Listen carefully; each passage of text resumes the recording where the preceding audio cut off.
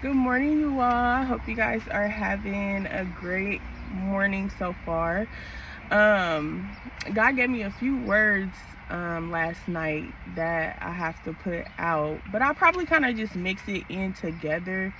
I was doing my hair last night, so I was not able to get on camera, but they weren't urgent words. So that was good. But the first one, he has said, by their fruit. So, and then he gave me Ephesians 3. So a child of God, you're going to know them by their fruit. No matter what they go through, their heart will stay upright, and they'll walk through the fruits of the Spirit. So they will walk in the fruits of the Spirit. So kindness, gentleness, forgiveness, faithfulness, long suffering, you will see that in that child of God.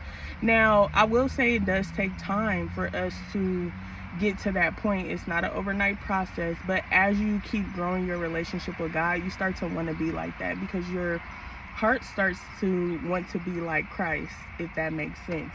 So you'll know them by their fruit. No matter what they go through, they may have trials, tribulations, all of that, but at the end of the day, they're going to walk with an upright heart. They're going to continuously try to be better than what they were previous. Okay, so Ephesians 3 verse 8. Unto me, who am less than the least of all saints, is this grace given, that I should preach among the Gentiles the unsearchable riches of Christ, and to make all men see what is the fellowship of the mystery, which from the beginning of the world hath been hid in God, who created all things by Jesus Christ. So that just lets us know that there's more to God. There's more to Jesus. It's not just, what's in front of us, and it does say seek and you shall find. So if you ask God, help me to understand more, help me to figure out what's going on. And Paul said the least. That means we're just thankful to even be doing this. Also, he also mentioned don't go there. So from how I heard him say it, it was almost like a no, just stay put, because God will let us know certain things in the spirit. He'll give you a vision or a dream or something, and we will almost dismiss it. So how I got this was that God was saying, don't go there, because it could have been somebody that you were warned about or somebody that you're supposed to separate from. However, but God will show you people's true intentions in their heart. So it's like God will give you a vision, right? And it will show somebody basically backdooring you,